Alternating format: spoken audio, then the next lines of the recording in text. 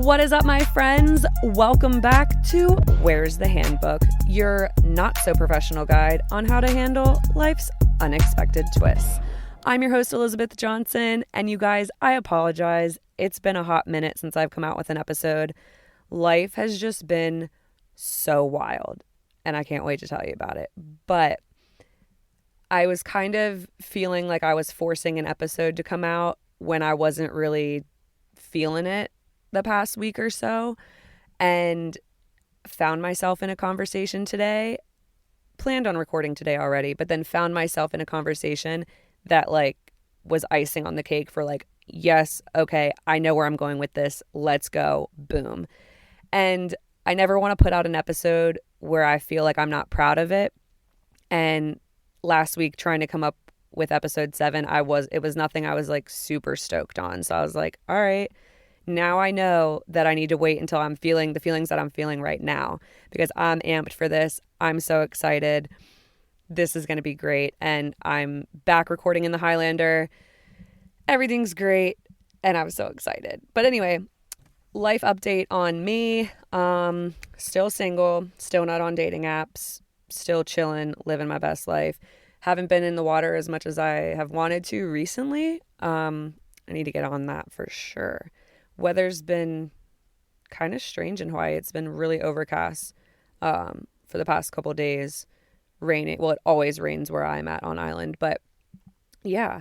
Also, you guys, my job is hilarious. And I'm trying to figure out how to tell you about it without really telling you about it, because I don't know if that's allowed and I don't want to get sued. But basically, I work with kiddos, right? One in particular. And basically today was just an interesting day. This kid whips out his wallet. He's got $300 in his wallet. Keep in mind, this kid is 10, right? And I'm like, what in the world? And he is always talking about betting and making money. He's always trying to bet me on things. And I've kind of put two and two together. He has 200 chickens at home. I'll let you put those pieces together in your mind. But basically, I realized that I'm in the wrong business and I should probably get involved in some illegal gambling on island, because it's clearly a lucrative business and I'm interested. So yeah, I'm just kidding. But I mean, I'm not kidding about the story, but I am low key joking about getting involved in it. But anyway, 2021's been crazy off the bat. That's just been my work drama since I've been back from Richmond. But other than that, life is going pretty damn well. For all my dry January friends out there, the month is almost over. My dry January started on the 3rd since I was in Richmond. But I also made a decision that I was not going to drink until I was debt free. So there's that. Honestly, can't say that I've missed it. I mean, I'm still having fun, don't get me wrong, but I'm just not drinking. And it's been super nice. I've obviously been saving a ton of money. I realize how much money I've spent on alcohol, and oh my gosh, it's actually cringeworthy. But yeah, those are some of the goals I made for myself. Not drinking until I'm debt free. Came home from Richmond, paid off all my credit card debt, took care of that. That's been great. Capital One stopped calling me, which is awesome. And yeah, I've just, been doing a ton of self-reflecting, a lot of journaling. I've realized that while I've journaled my whole life, my journaling has really just been the stories of my life and storytelling. Whereas now my new journals have been a really deep dive into some self-reflection stuff. And it's been interesting, to say the least. It's been very eye-opening and I'm learning a lot. I've always considered myself a very self-aware person, but let me tell you, within the past couple weeks, there's just been a lot more that have surfaced and that I've been unraveling and trying to figure out. And like I mentioned, I don't have health insurance and I would go to a therapist, but here we are in the Highlander. So this is my therapy. But anyway, no, life is great. I'm not drinking. I've really been trying to grind. Um, you know, it's just been great. And I hope your 2021 has been treating you well so far too. Um, but yeah, it's been a minute since I've put out an episode. The last two episodes were super heavy for me.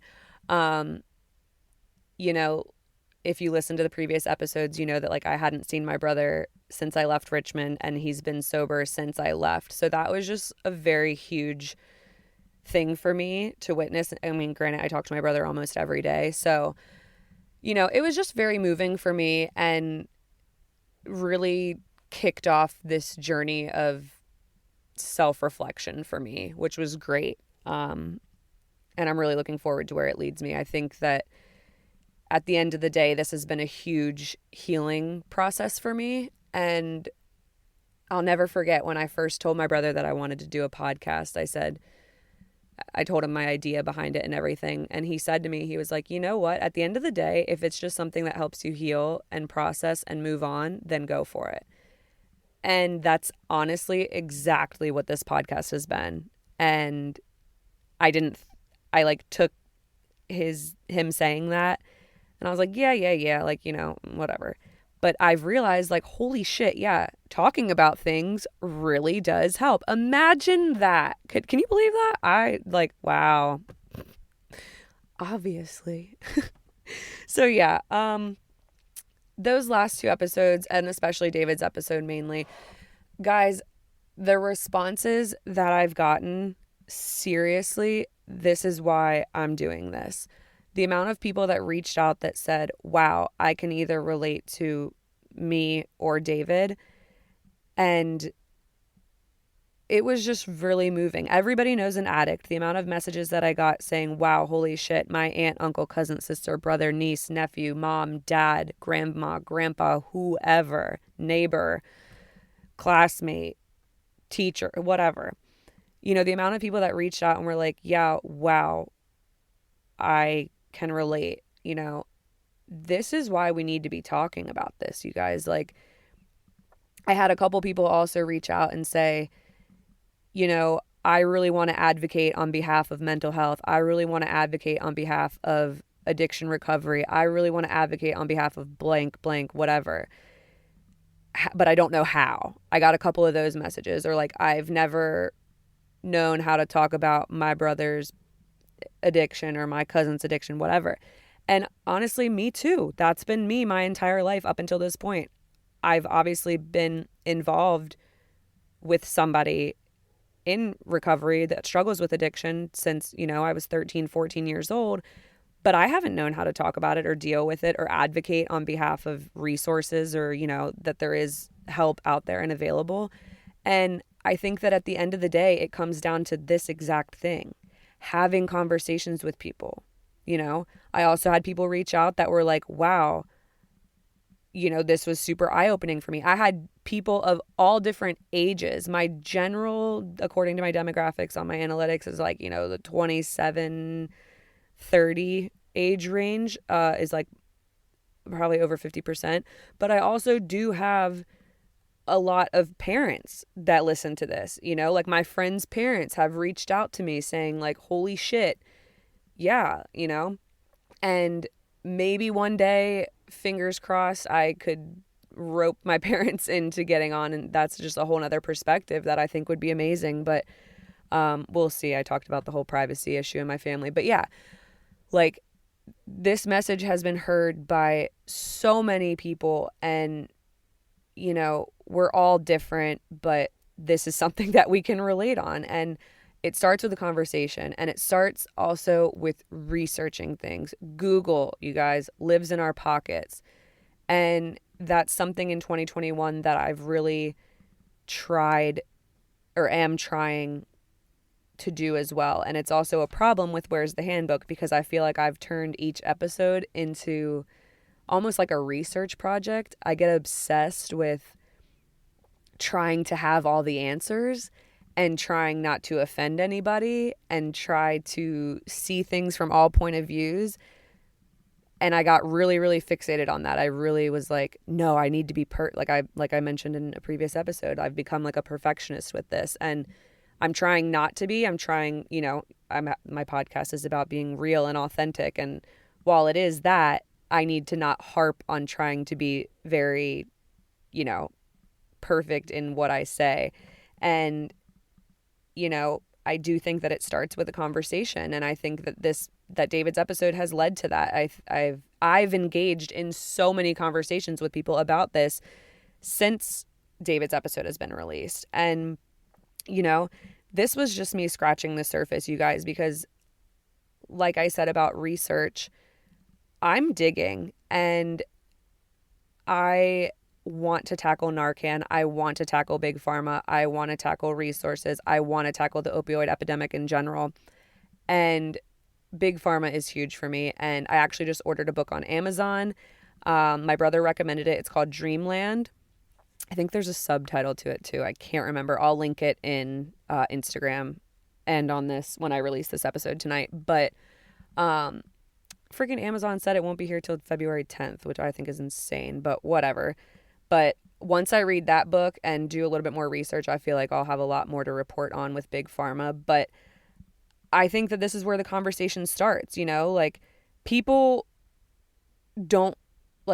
see addicts and are like, oh, ugh, like whatever. But there's so much more to addiction, and there's so much more to recovery, and there's so much more that we can do about, educating families about warning signs. Like, there's so much more with Big Pharma, and like, yeah, we need to stop prescribing kids and people with, hardcore pain meds when they get out of a surgery. Like, I've heard so many stories that's where it all began. Like, oh, I had a back surgery. I had this surgery. Like, okay, stop prescribing those things. Let's educate people on things. Let's give kids more space to talk about stress and trauma. Like, we need to have, and this is a conversation that I got in with somebody today. We were talking about these topics, and it's like, recovery and addiction is not just, waking up one day and being like, okay, cool, I'm going to be sober, piece of cake. No, it's an everyday struggle that these people are facing. And it's a complete, 180 in your brain on how to navigate life. And, it's unlearning addictive behaviors. It's, retraining the brain. And this is why support, 12-step programs, support groups, everything. This is why these are important, and seeking professional help is a must. And that access is not widely available, and we need to have access to these services. And and that's something that I really want to tackle. Like, I am very passionate about this, but I don't want to just get on this podcast and start talking about it as if I know things, when in the grand scheme of things, I know like nothing. I know what I've heard from David. I know what I've heard through various things, but now I'm really sitting here and I'm like, no, I want to know, and I want to talk about it, and I'm going to educate myself, and I'm going to talk about it on this platform in hopes that maybe y'all will Google some shit, or maybe, this is where you get your information from. So I don't want to speak ignorantly. I want to know what I'm talking about. And that's why I'm diving into these things. And, Narcan's a whole nother issue that I want to tackle. Big Pharma being the main one, but Narcan as well. David knows a lot about that. Like he mentioned, Narcan has saved his life on numerous times. And I watched this documentary on Netflix a couple weeks ago after I got back from Richmond, and overall I give it like a 6 out of 10, but it was super interesting. But it talked about Narcan and kind of a little bit of the politics behind it, and it was really interesting. I'll link that too on social media in this episode. It was on Netflix. It was pretty interesting, but yeah, I think there are other ones out there too that I'm like researching. But yeah, it just starts with these conversations, and they're hard and they're difficult, but I'm going to dive into it, and I'm looking forward to it. it's, again, something I feel very passionate about. I have so many ideas in my head on where I want to take this. And obviously this isn't like, Where's the Handbook isn't turning into like a only going to talk about addiction and recovery, but this is just one of the topics that I talked about from the beginning. That is real life shit that is happening. People are dying. Things are not in place in order to help these people. You know, I'm about it. So sorry, I kind of went on a rant there. I just think that David's episode scratched the surface for something so much bigger, and I'm going to do my research. And I encourage everyone else, like, not even when it comes to addiction and recovery, just like any topic that you feel like you don't know a whole lot about, like literally Google lives in our pocket, like whatever. I've been trying to get better about that. And instead of aimlessly scrolling through Instagram at night, I've started, you know, really spending my time in other areas, I guess you could say. But anyway, moving on, just saying, like, David's episode was so well received, and I just thank you guys for listening so much. And, you know, like I said in my preface, that was like kind of a different style because I was just in a whole different mood, headspace, everything with that. But that episode honestly was so pivotal for me in how my journey of 2021 has been. And we're not even done with January yet, but I'm just so hyped for this year, you guys. I think this is going to be a crazy year for me, and just in my journey with myself and how I'm growing and what I'm discovering and learning. And it's super exciting, and I encourage you guys to do the same for sure. It's been crazy. But anyway, yeah, recovery and addiction is kind of a taboo topic, and I think that that's kind of where I want to go with Where's the Handbook. I think that there is no topic that is off the table. And, you know, in talking to my friends and, you know, when people ask me, you know, oh, what's your podcast about? I'm like, I really don't know where to go with that. I'm like, because here's where it started, here's where it's going, and I don't really know how to answer that question. We just talk about things. At the end of the day, it's a storytelling podcast, but I do want to tackle some taboo topics. And I'm curious as to what you guys consider taboo. I mean, for me, I think that addiction is a taboo topic. Mental health has a huge stigma around it. And that's something that's going to be an ongoing theme too, is mental health for sure. For me, a taboo topic is sex, and I'm already cringing with saying that sentence out loud because I'm super uncomfortable and I hate it. But, you know, I think that's a taboo topic that we can talk about, and that comes with being super vulnerable, and that's super awkward because I hate being vulnerable. But honestly, I started a podcast. Y'all are learning my life. If you listen to David's episode, you heard me cry, cringe. Oh my God. If that hasn't put me in the most vulnerable situation ever, I don't know. That's so awkward. Oh God. It's so awkward. Yikes. It's funny because I sit here and I record this episode and I'm having a conversation with myself, right? But then I upload it to the internet, and then it's like, whoever wants to listen to it will listen to it. So whatever, right?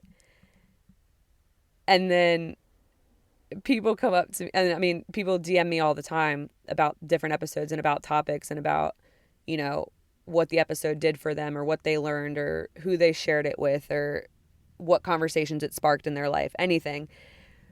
But then I'll run into people who are like acquaintances, you know, and they're like, oh, like I listened to your podcast, and I'm like, fuck. I'm just like, oh shit. I love it. Don't get me wrong. I absolutely love it. But it's so funny to me because I'm just like, oh, yikes. Like, of course, the first thing that comes to mind is like, fuck, you've heard me cry. This is so awkward. Like, I don't even know your last name and you're telling me this. Like, God damn it. But no, I do love it. And this is part of my healing process, and being vulnerable is steps in growth and everything. And I'm excited for this, and I can see a clear difference in myself already from who I was before crying at the stoplight saying that I'm starting a podcast to now. I can already see the growth, and it's so exciting. And I looked for my creative outlet back, but in that, I think that you know, I also found my voice again. My confidence has skyrocketed in just talking about things. Like, it's like I said, it's crazy, right? But but yeah, taboo topics for real. Um Sex being one of them, and I feel like I just need to rip the band-aid off and send it because I don't know how else to do it. And so yeah, I've got a really good story for you guys that I actually had completely forgotten about until it was after I got back from Richmond. I think I was talking to my roommate and I was like, we were talking about the podcast and we were talking about different topics that we were going to cover or that I wanted to cover or that she thought, hey, this could be super interesting. You should think about that. And I was like, oh, good idea. And then when sex got brought up, I was like, ooh, cringe. Nope. Next. Not going to do it. But I think I am going to do it. So, and then that's how I realized this story. And to preface this story, obviously you guys got like a snippet of my background and how I was raised in a missionary household and, obviously in a Christian household. I had a very interesting view of sex and everything in that and what I was taught. And honestly, some of the feedback that I've gotten from some people, that's a whole nother episode about being raised how I was raised. But which is not a bad thing by any means, just so we're clear. Like, absolutely loved my childhood, loved my life, adore my parents. Awesome. Nothing wrong there. But in my view and version and idea and whatever of sex growing up, it was just very interesting. And we can dive into all of that. But this is a story I have for you guys that I remembered. And it's hilarious because it involves the ex. And I just have to tell you. So, and I've already been vulnerable and cried, so I figured I've got nothing to lose. Anyway, so where do I even begin? Let's see. When I dated my ex, he was the second person I ever dated, ever been with, anything like that. And I was very uncomfortable with the idea of sex, again, just because of how I was raised and what I was taught growing up. I don't really remember ever having a conversation. My mom told me that we did have the sex talk once. I don't remember it. I literally probably just was traumatizing, so I blocked it out. But anyway, so going into this relationship with my ex, I met him when I was on vacation. We know that story, blah, blah, blah. So I come back from my vacation in Hawaii and I'm like, cool, I know I'm moving to Hawaii this summer because I'm so in love. So I need to pick up an extra side gig. I was already a bartender. I was like, I need to pick up a side gig. Cool. I'm going to become an Uber driver, right? Great idea. Easy money, whatever. So I become an Uber driver. I was an Uber driver for like maybe a month because I had the most traumatizing Uber guest of my life. And that's what I'm going to tell you about. So I have this warped idea of sex, right? And like, super awkward, super uncomfortable, super weird about it. I don't know, whatever. I've changed since then. Again, this is like teeny bopper Elizabeth, like 21 years old. So I meet my ex on vacation. Everything's great, whatever. I guess we're talking, flirting, whatever. And I can't remember timeline wise, but anyway, my girlfriends, who are still my friends, but also want to slap you in the face for this.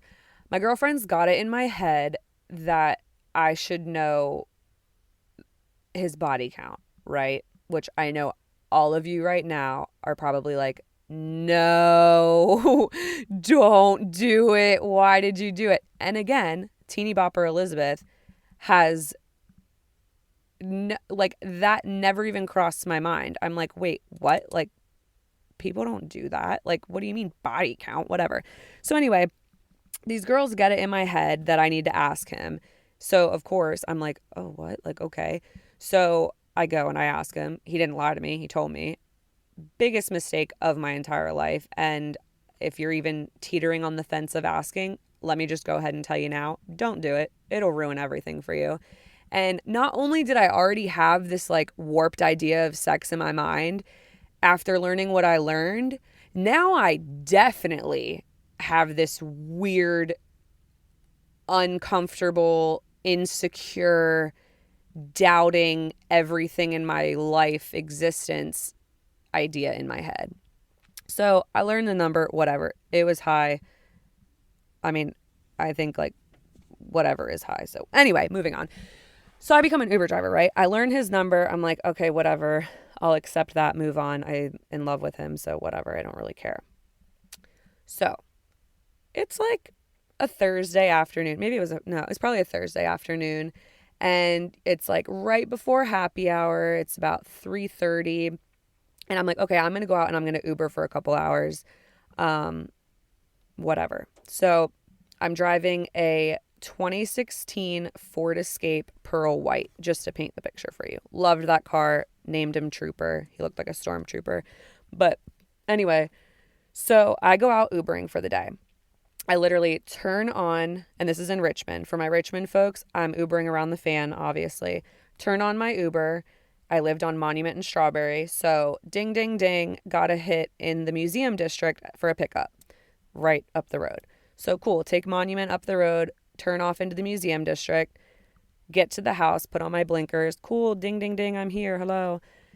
So these two girls come out to the car and they hop in, and it's, again, right before happy hour. And they were like super like, happy, laughy, whatever.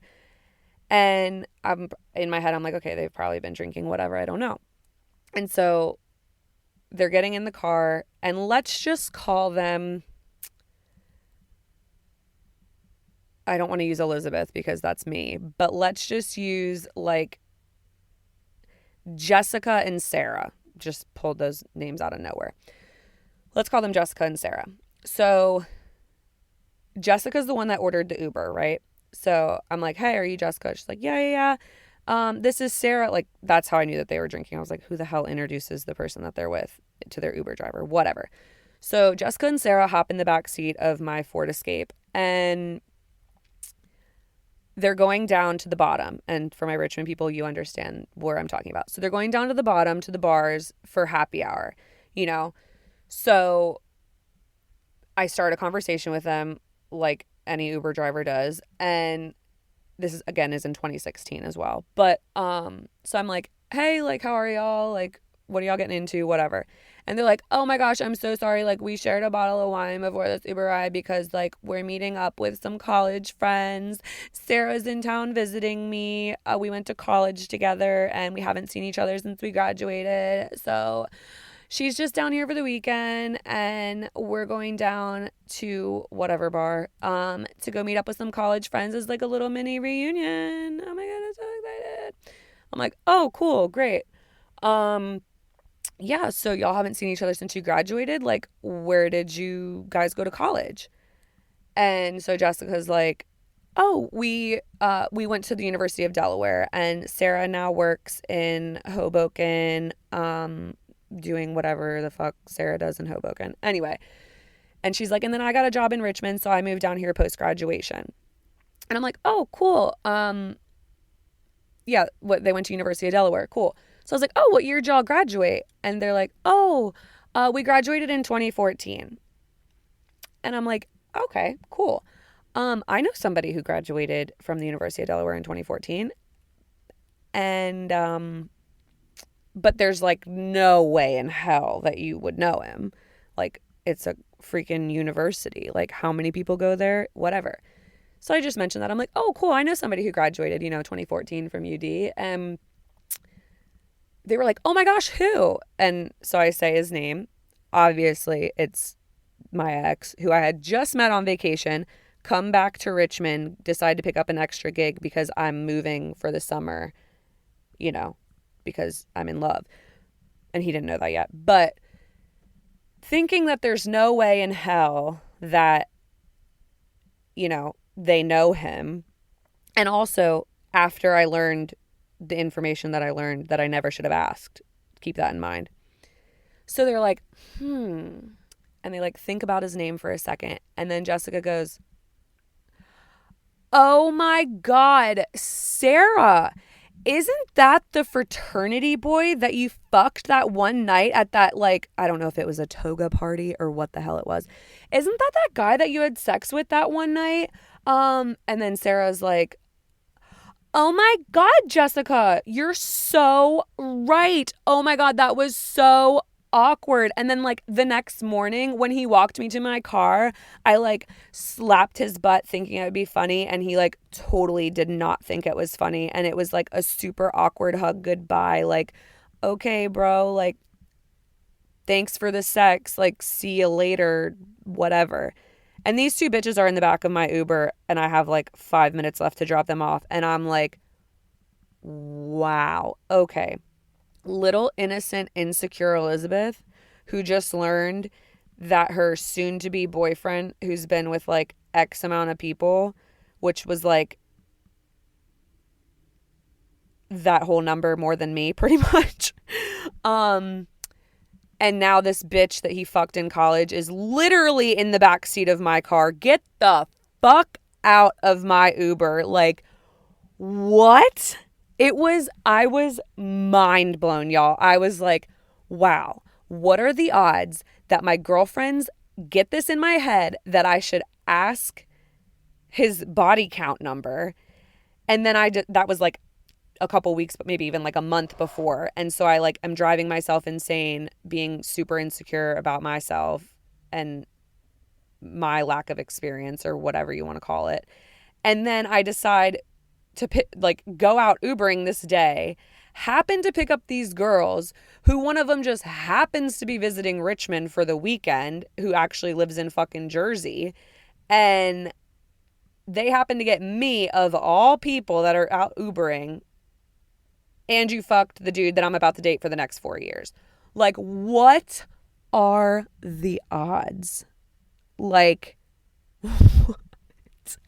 I had completely forgotten about this story until I brought it up to my roommate, and I just think it's hilarious.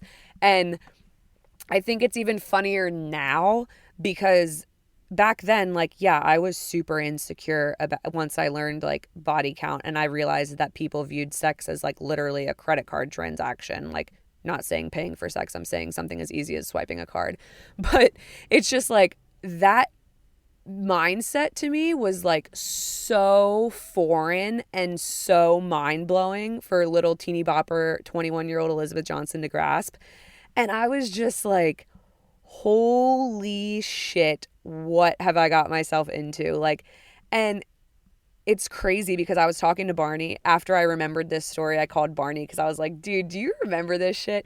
Oh, P.S. That was the last Uber drive I ever did of my life because I was literally scarred. I was like, literally, what are the odds that this would happen to me? Screw this. Like, that's just crazy. Like, that's just so, of course that would happen to me. Like, it's just so crazy. So anyway, so I was talking to Barney about it the other day, and I was like, dude, do you remember that? And Barney and I were like kind of friends at this point because this was like right before I moved to Hawaii that first summer.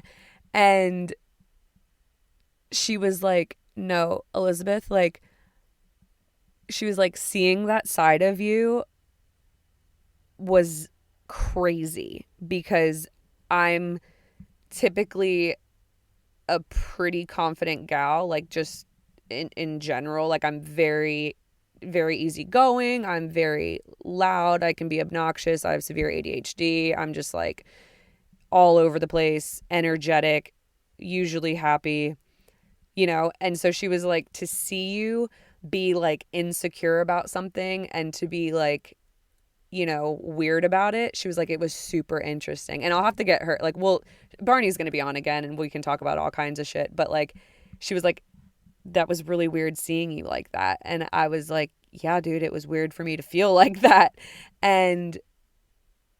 But now obviously I'm 26. And I've learned a lot in that area, to say the least. But But yeah, I just think that, I had this misconception and, I had this idea in my head, and, being raised in a Christian household and stuff like that. Originally, I fully intended on, saving myself for marriage. That was something that I 100% saw and wanted to do, and didn't even really cross my mind that it would ever even be an option to happen before marriage, to be completely honest, because that's how, that's just what I thought. And obviously didn't. Hate to break that. Hopefully my parents aren't listening. Awkward. But yeah. So I just had this really different view on sex, and now I definitely have a really different view on sex, especially after being cheated on, whatever, if you will, if you won't, whatever you want to call it. But yeah, that's just one story of many. I had to tell you guys that because I was just like, holy shit, I forgot that this happened to me. What are the fucking chances? Like, oh, and of course they asked me, okay, so, oh yeah, I forgot this minor detail. After they were like, oh my God, yeah, that's that dude I fucked that night. So awkward. How do you know him? I'm like, oh shit. I was like, yeah, I was just on vacation in Hawaii last month, and like he happens to be friends with my brother. That's it. That's all. And they were like, so then I pull up to the bar to drop them off, and I'm like, yeah, get the fuck out of my car. Obviously, I didn't say that, but I was just like, have a nice life. Little do you know, you just ruined my Uber career because I'm never doing this again. And when they're getting out of the car, they're like, oh, be sure to tell him next time you see him that like we said hey. I was like, close my fucking door. Bye. Like, get the hell away from me. Anyway, so here's the best part that launched just a fuck ton of insecurities. So, of course, I had to tell him, obviously. I was like, you'll never guess who I just gave an Uber ride to. And he's thinking like, oh, somebody famous. Like, oh, who's in Richmond? Like an athlete. Like the Redskins training camp is in Richmond. So I guess I don't know what he thought. But he was like, oh, who? And so I like said her full name because she told me her full name. And I was like, oh, so-and-so. And he takes a second to answer me. And I shit you not, y'all, his response, and I quote, was, oh, blankety blank. Had to go to Facebook for that one. Been a while. I was like, you had to go to Facebook to look up a girl that you had sex with. And in my mind, again, teeny bopper Elizabeth. Now I understand because I've just met and heard so many stories where I'm like, okay, yeah, people literally do this like it's nothing. And I was just so mind blown. I was like, wow, had to go to Facebook for that one. And then he tried to spin it as if like she went by like a different name in college or like a shorter name or something. Sarah was a bad name to use because that's not short for anything. But it was just mind blowing, and it really just did a number on me for a very long time. And it's something that I carried through that, not just that specifically with that girl, but it's something that I carried through my relationship, and it was a big insecurity of mine. And it was like, once I learned that information, it completely skewed things for me. And it's like any girl that I met that has known him from the past, I was just immediately like, so did you have sex with her? Usually the answer was yes, if I'm being honest. So I had a right to be like, okay, cool. Is this one of them too? And, if any of the girls that I've met through him happen to still follow me on social media or happen to listen to this podcast, and I just want to apologize because I was probably super not warm towards you, and that's just really immature on my end. And I was just a very young, insecure child with a warped view on sex. So I apologize to those girls if you happen to be listening. My bad. I apologize. I was like head over heels in love, and of course I was insecure, so boom, didn't like you, never gave you a chance. I apologize. Sorry. But anyway, that's my Uber driving story. That was just something else. I'll never forget that. That shit was so funny. It's hilarious now. But anyway, taboo topics. Yeah, I want to talk about them. If you guys have any stories anywhere close to that, better, worse, whatever, please send them to me. Yeah, and if, guys, something I've been wanting to mention like every episode that I just keep forgetting, is that I started Where's the Handbook because I want to talk about literally anything and everything. So if there is something that you want me to address or that you want to hear more about, let me know, because I mean, I do have a lot of things planned, but I also am open to anything.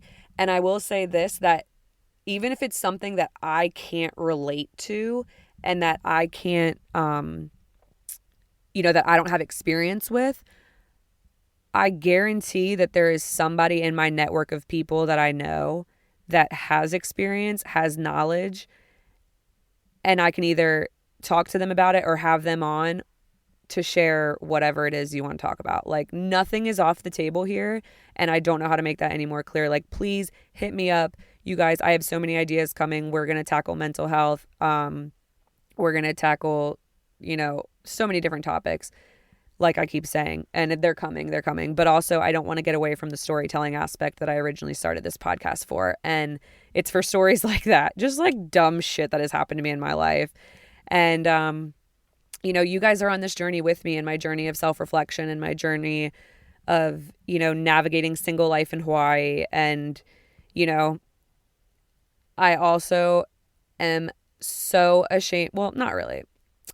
I hate to admit it because I talked so much shit, but you guys, I'm obsessed with TikTok. I said it, and I just think that it's so fun, and I'm going to take Where's the Handbook to TikTok because I've got stories for you, and I've got mini stories for you, and I've just got so much coming for TikTok. I still don't even know how to work the damn app. It's like mind-blowing to me.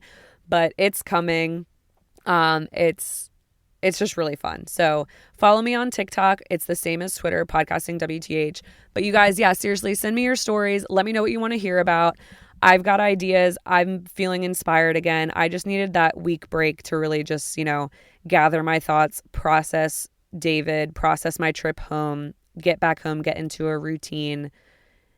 But I'm back. I'm back at it again. And I'm so excited. I hope you guys are having such a great year so far. Seriously, hit me up. You know what to do. Slide in my DMs. Hit that subscribe button. You guys also, I have reached out to so many more platforms. We are a we. But Where's the Handbook has been streamed so far in 18 countries. Never thought that would ever fucking happen. That's absolutely insane. And this year I turned 27, and I wasn't going to say this, but if we hit 27 countries, I think I might do something crazy for Where's the Handbook. I'm not sure what yet, but I told myself that in my car ride home from work today, and now I said it out loud, so now I have to do it and think of something. But anyway, that being said, you guys know what to do. Smash that subscribe button. Leave me a rating and review. Follow me on Instagram at Where's the Handbook, and on Twitter and now TikTok, podcasting WTH.